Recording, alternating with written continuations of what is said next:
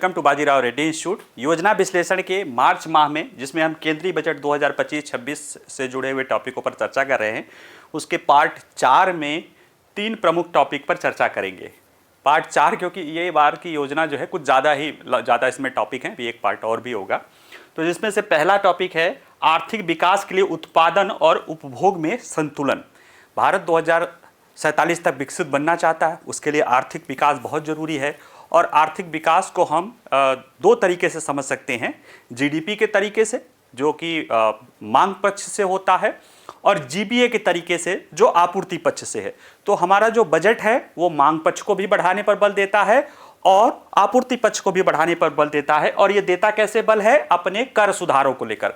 इसके तीसरे पार्ट में इसका थोड़ा सा हमने नमूना देखा था, इसमें डिटेल हम समझेंगे कि जो कर सुधार या आयकर में छूट जो है, या आयकर में छूट देने की बात की जा रही है, या शुल्कों में जो है, टैरिफ में जो छूट देने की बात की रही है, उसका उद्देश्य क्या है। उत्पादन की तरफ से और आपूर्ति की तरफ से, दोनों तरह से अर्थव्यवस्था को विकास पर बल देना है।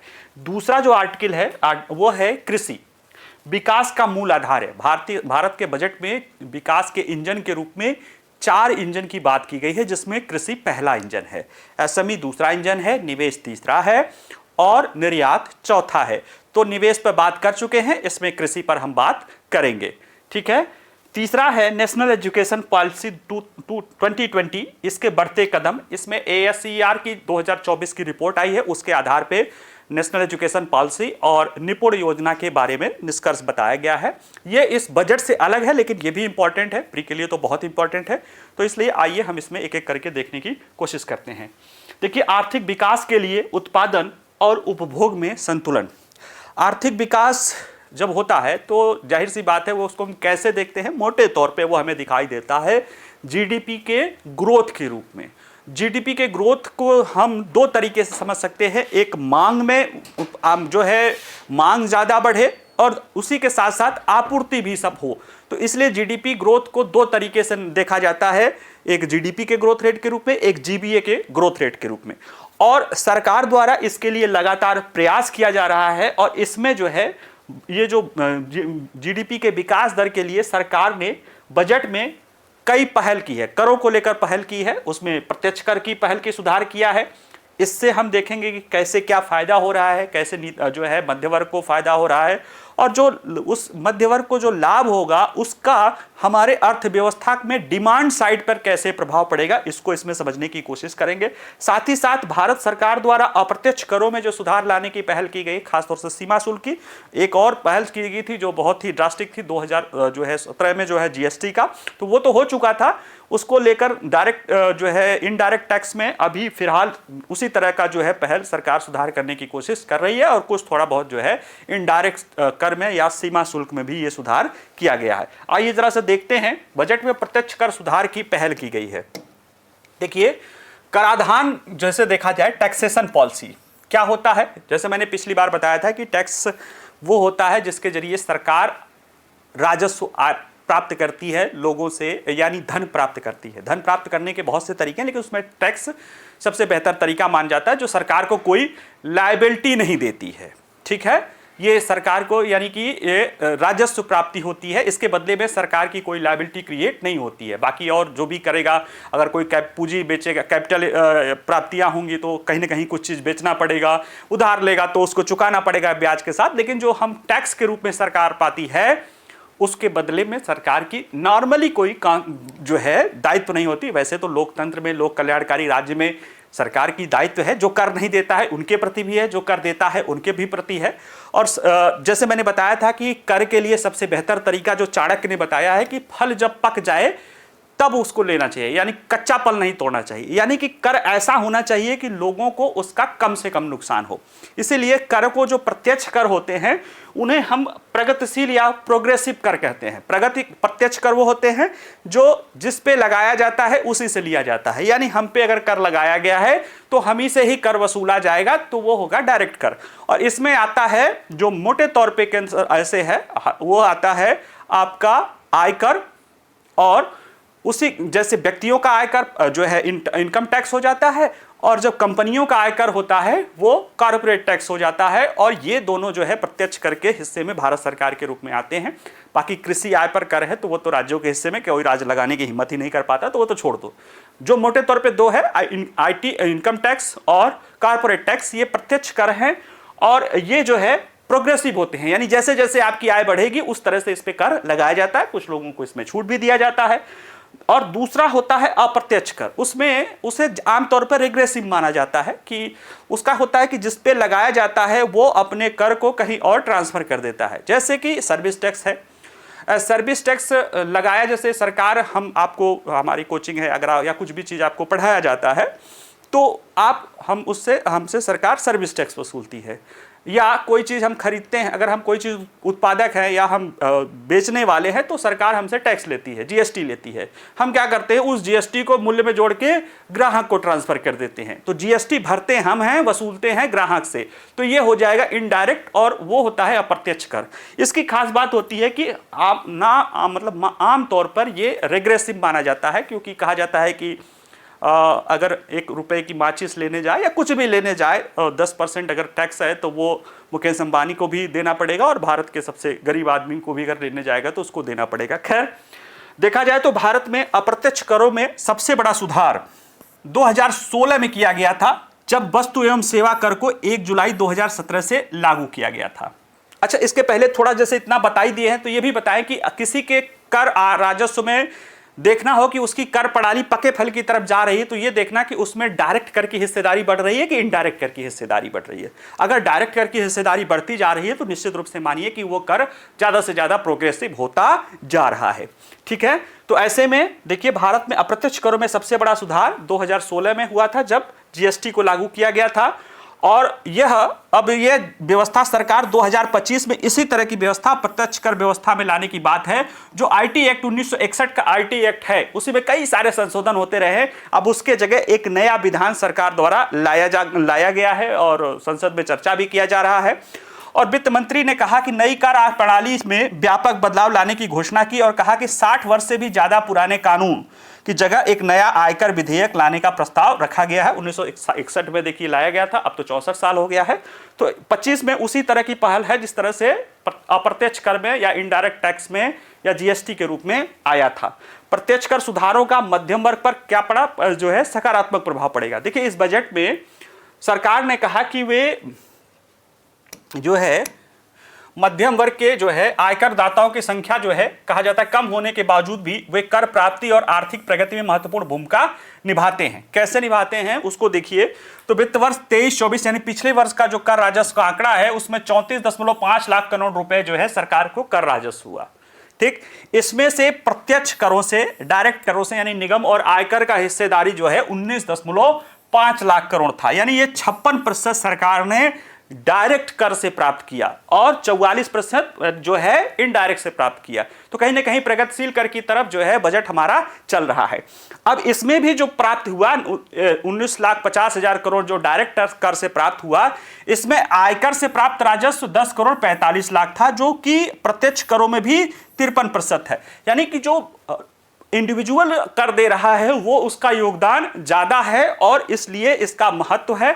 और इस नई कर व्यवस्था में जब सरकार ने क्या लाया है कि 12 लाख रुपए तक का जो अगला वित्त वर्ष से होगा, असेसमेंट ईयर 26-27 और वित्त वर्ष अगला, उसमें क्या होगा कि जो 12 लाख तक का जो आय होगा वो जो है कर से मुक्त है। इसके कारण लगभग सरकार का कहना है कि 1 करोड़ करदाताओं को इससे दायरे से बाहर हो जाएगा और पहले ही 7.5 लाख के कारण पहले ही जो है 5 करोड़ से ज्यादा करदाता कर मुक्त है। यानी वो आईटीआर तो भरते हैं लेकिन कर नहीं देते हैं, कर उनका नील होता है। इस तरह से ये संख्या 6 करोड़ से ज्यादा हो जाएगी और एक बड़ी संख्या है। और इस आयकर नीति का जो है उपभोग की वृद्धि और अर्थव्यवस्था पर क्या संभावित परिणाम पड़ेगा उसको देखिए। तो देखिए केंद्र सरकार के कर छूट और स्लैब संशोधन से लगभग 1 लाख करोड़ रुपए करदाताओं के हाथ में जाएंगे। यानी सरकार के तो कम होंगे लेकिन करदाताओं के हाथ में 1 लाख करोड़ रुपए जाएंगे, जिसमें से अधिकांश मध्यम वर्ग होंगे, जिसके बारे में कहा जाता है कि वो सबसे ज्यादा खर्च करता है। क्यों सबसे ज्यादा खर्च करता है? क्योंकि उसके पास जो निम्न वर्ग है उसके पास पैसा ही नहीं खर्च करने, वो ज्यादातर जो है भोजन और उससे ही ज्यादा करे। और बहुत उच्च वर्ग है तो उसके पास इतनी आय है कि परसेंटेज वाइज उसका खर्च जो है बहुत कम दिखता है, लेकिन मध्य वर्ग है वो बहुत खर्च करता है। अब मध्य वर्ग इस पैसे को 4 प्रकार से इस्तेमाल कर सकता है। खर्च करेगा, बचत करेगा, निवेश करेगा या पुराने ऋणों को चरणबद्ध ढंग से चुकाएगा। उम्मीद है कि इसका ज्यादा हिस्सा जो है खर्च पे जाएगा और इससे जो है 3,30,000 करोड़ रुपए की आर्थिक गतिविधियां जनरेट होगी। कैसे होगी? देखिए, भारतीय स्टेट बैंक की एक रिपोर्ट है कि भारत में जो सीमांत उपभोग प्रवृत्ति है मध्य वर्ग का, वो 6 से 7% की उम्मीद है। यानी कि अगर 1 लाख करोड़ रुपया मध्य वर्ग के हाथ में आएगा तो उसको 65 से 70,000 करोड़ रुपए का जो है वो खर्च करेगा। ठीक है, ये बोला जाता है मार्जिनलाइज, पता नहीं, सीमांत उपभोग प्रवृत्ति है, एमपीसी इसे बोलते हैं। यानी कि 65 से 70,000 करोड़ रुपए ये खर्च करेगा।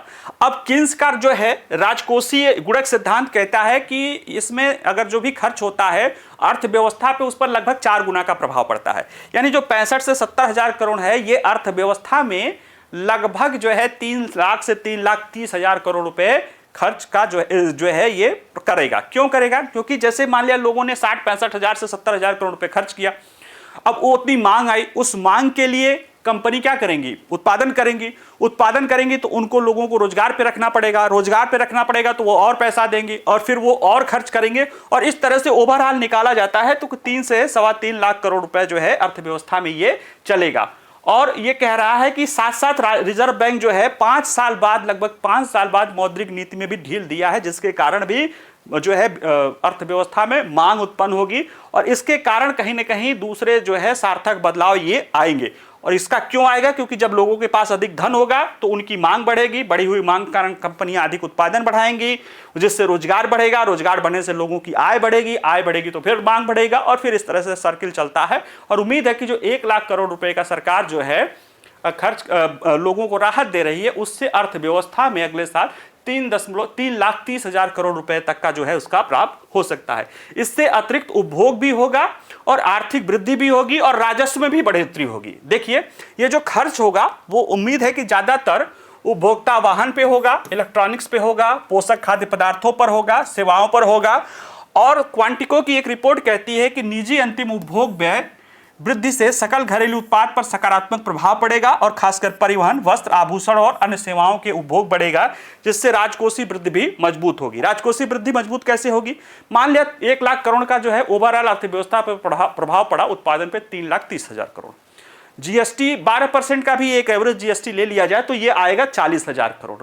अब इसमें आधा राज्य के पास जाएगा, आधा केंद्र के पास जाएगा, तो 20,000 करोड़ राज्य के पास जाएगा, 20,000 करोड़ केंद्र के पास जाएगा।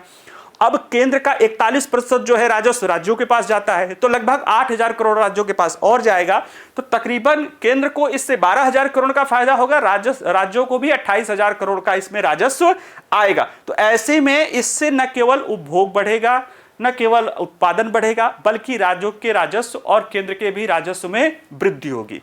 ठीक है, अब जो सरकार द्वारा नया आयकर कानून लाने की योजना है, यह भी क्या कर रहा है? ये लोगों जो है मार्केट में लोगों के जो है एक उत्पादन करने के लिए किया जा रहा है। देखिए, वित्त मंत्री कह रही हैं कि विकसित भारत के लक्ष्य को हासिल करने के लिए कराधान सुधार महत्वपूर्ण है और नए आयकर कानून में न्याय और सरलता की भावना है। नया आयकर विधेयक मौजूदा कानूनों की तुलना में आकार में आधा है, लेकिन अधिक स्पष्ट और सरल है, जिससे करदाताओं और कर प्रशासकों के लिए इसे समझना आसान होगा। इससे कर प्रणाली में निश्चितता आएगी और मुकदमेबाजी में कमी होगी। और जो 1961 के पुराने कर कानून में लगातार संशोधनों के कारण यह जटिल हो गया था, अब उसको वैश्विक मानकों में ध्यान में रखते हुए इससे क्या कर दिया गया है? एक समकालीन कर प्रणाली में बदल दिया गया है। नया कर विधेयक की जो पृष्ठभूमि है अगर देखा जाए तो ये 2010 और 2013 में प्रत्यक्ष कर संहिता लाने का प्रयास हुआ था, लेकिन वो सरलीकरण ही था, क्योंकि उसमें जो चेंज किया गया था वो आईटी एक्ट 1961 में ही चेंज किया गया था।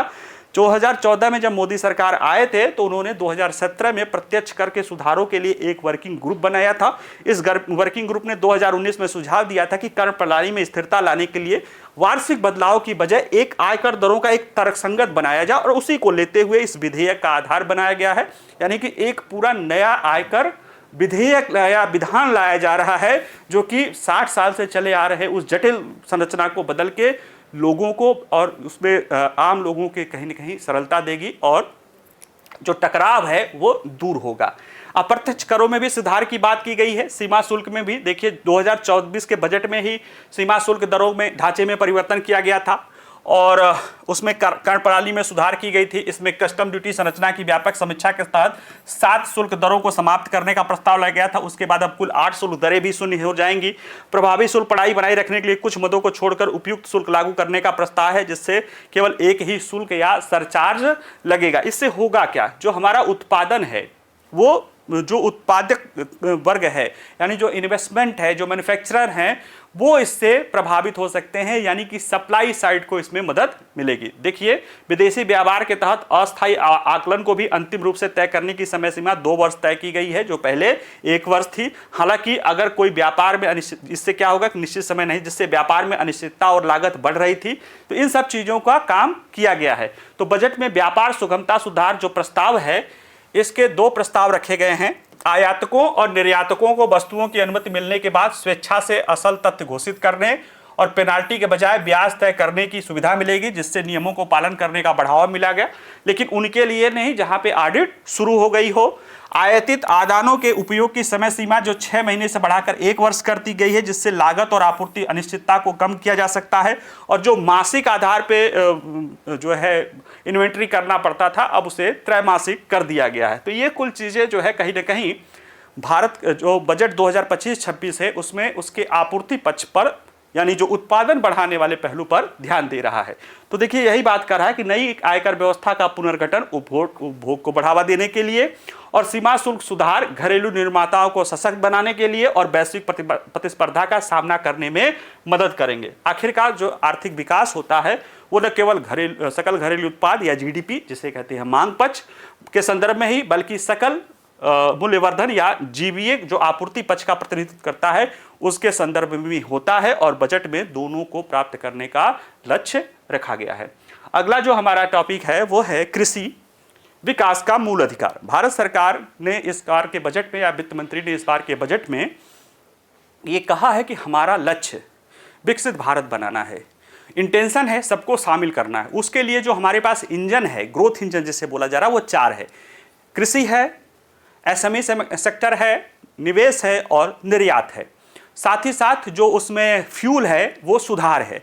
तो कृषि सेक्टर को पहला ग्रोथ इंजन माना जा रहा है, क्योंकि कृषि सेक्टर का भले जीडीपी में योगदान 16 से 16.5% हो, लेकिन अगर देखा जाए तो लगभग 47% जो वर्किंग पॉपुलेशन है या जो लोग हैं, वो आजीविका के लिए कृषि पर निर्भर है। तो इसमें कुछ कृषि में कुछ विशेष सुधार किया गया है, जैसे प्रधानमंत्री धन धान्य कृषि योजना शुरू की गई है, ग्रामीण समृद्धि और लचीलापन कार्यक्रम लाया गया है, दलहन में आत्मनिर्भरता मिशन लाया गया है, सब्जियों और फलों के लिए भी व्यापक कार्यक्रम यहाँ पे शुरू किया गया है। देखें, परिचय के रूप में देखा जाए तो कृषि की वृद्धि और उत्पादकता को बढ़ावा देना केंद्रीय बजट 2025-26 का प्रस्तावित विकास उपायों में से एक है। यह कृषि जो है सूक्ष्म, लघु और मध्यम उद्योग, निवेश और निर्यात के साथ 4 शक्तिशाली इंजनों में से एक है, नहीं बल्कि पहला है। सबसे ज्यादा ध्यान कृषि पर ही दिया गया है। केंद्रीय बजट में कृषि में उत्पादकता और लचीलापन बढ़ाने के लिए प्रस्तावित विशिष्ट उपाय जो है, उनको हम एक एक करके देखते हैं। देखिए, प्रधानमंत्री धन धान्य कृषि योजना, यह कृषि को लेकर एक नवीन योजना है। इसका जो इंस्पिरेशन मिला है, एक प्रधानमंत्री ने एक एस्पायरिंग डिस्ट्रिक्ट प्रोजेक्ट जो है प्रोग्राम शुरू किया था। एस्पायरिंग डिस्ट्रिक्ट प्रोग्राम यह था कि जो भारत के सबसे कमजोर जिले हैं विकास के पैदान पे, उनको आकांक्षी जिले का करके उन पर विशेष फोकस दिया जाएगा। उसी तरह की योजना इसमें लाया गया है कि भारतीय जो प्रधानमंत्री धन धान्य कृषि योजना है, ऐसे 100 जिलों की पहचान करना है जिसमें की उत्पादकता कम है, फसल की उत्पादकता कम है, फसल की जो है गहनता कम है, और जो औसत से नीचे क्रेडिट मानदंडों में है, यानी उत्पादन कम है, फसल का जो यील्ड है, जैसे कि उसमें क्या होता है कि एक साल में कितनी फसलें बोई जा रही है, वो मध्यम आकार का है, और जो ऋण है, कृषि ऋण है, उसका जो है पहुंच कम है। तो ऐसे में इन ऐसे 100 जिलों की पहचान की जाएगी और इसमें उत्पादन बढ़ाने, फसल विविधीकरण, स्थायी कृषि प्रथाओं, भंडारण क्षमता, सिंचाई क्षमता और कृषि क्रेडिट बढ़ाने के लिए पहल की जाएगी। इससे उम्मीद है कि 1,70,00,000 किसानों को लाभ होगा।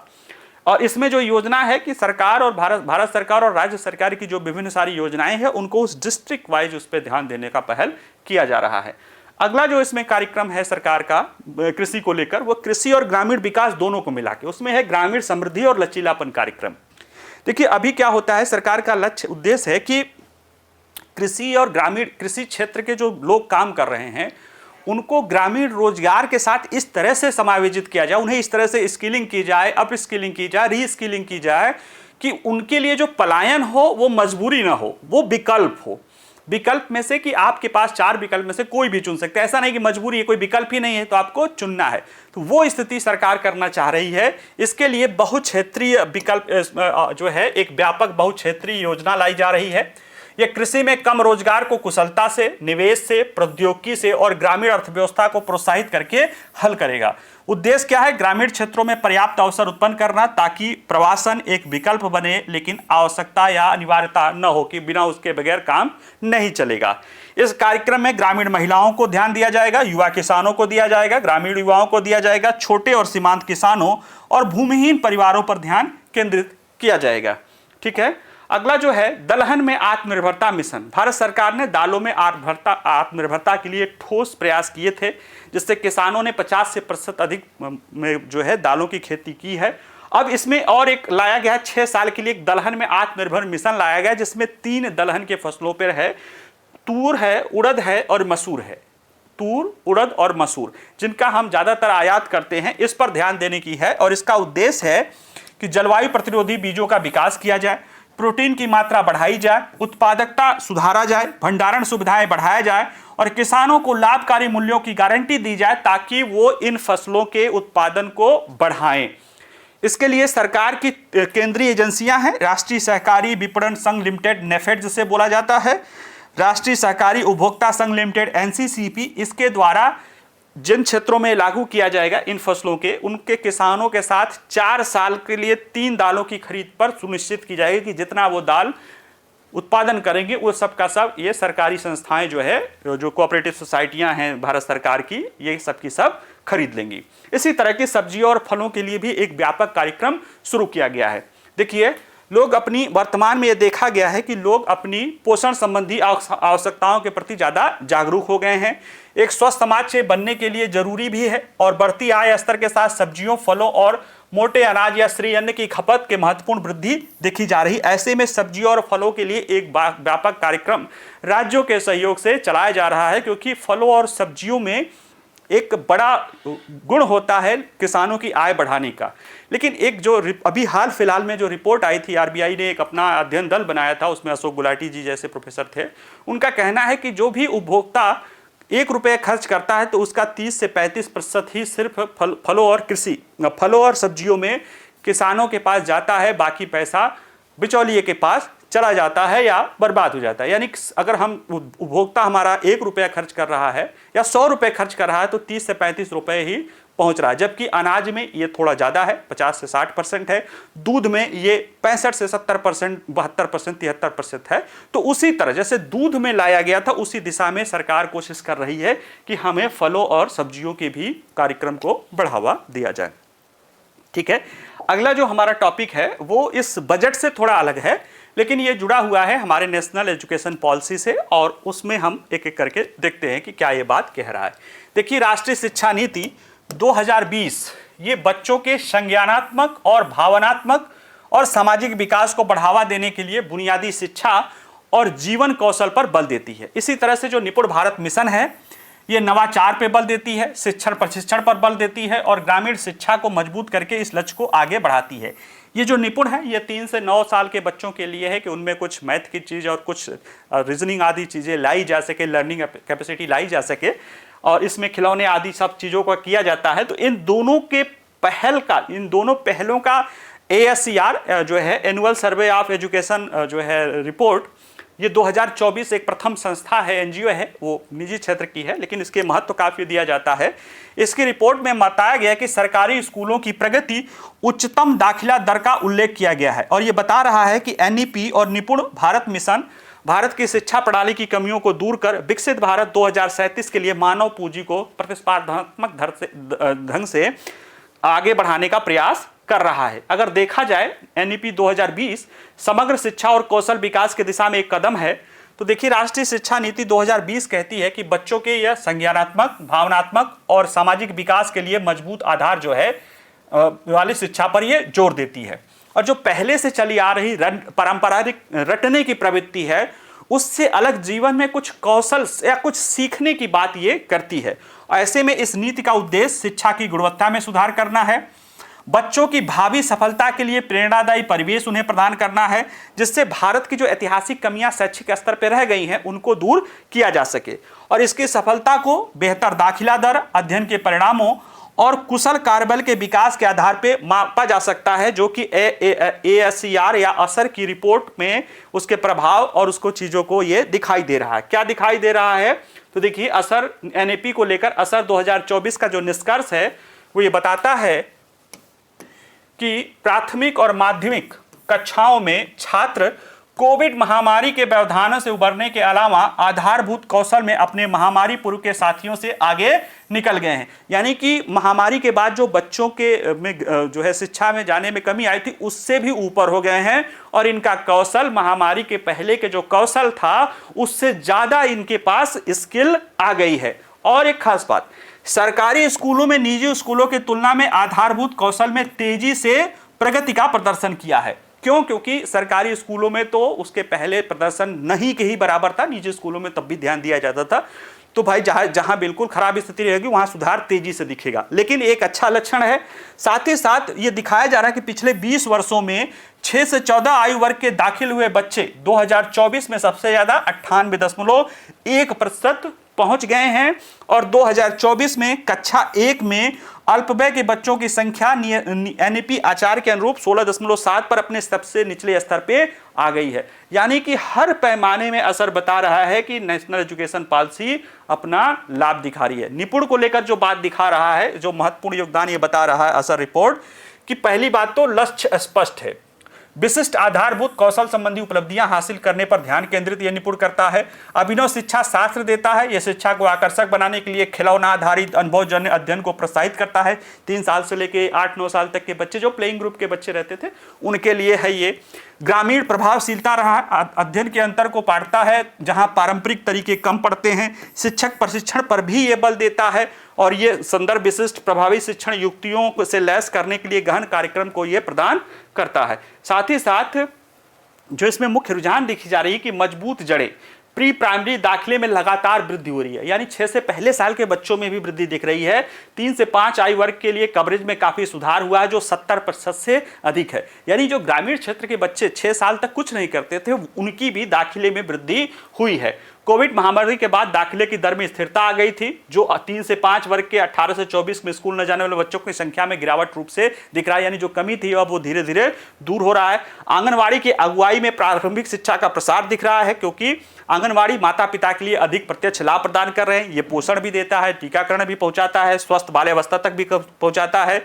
और जहां आंगनवाड़ी दाखिला दर बहुत अधिक है, प्रारंभिक बाल्यावस्था विकास को मजबूत करने के लिए बेहतर स्थिति में आंगनवाड़ी है। स्मार्ट और सुरक्षित किशोर डिजिटल साक्षरता अपना रहे हैं। किशोरों के पास जो है मोबाइल फोन 90% से ज्यादा है, ग्रामीणों के पास भी, और ये शिक्षा से संबंधित ऑनलाइन जानकारी खोजने जैसे कार्यों में इसका इस्तेमाल कर रहे हैं। मजबूत स्कूल बुनियादी ढांचे में सुधार की दिशा में भी काम चल रहा है।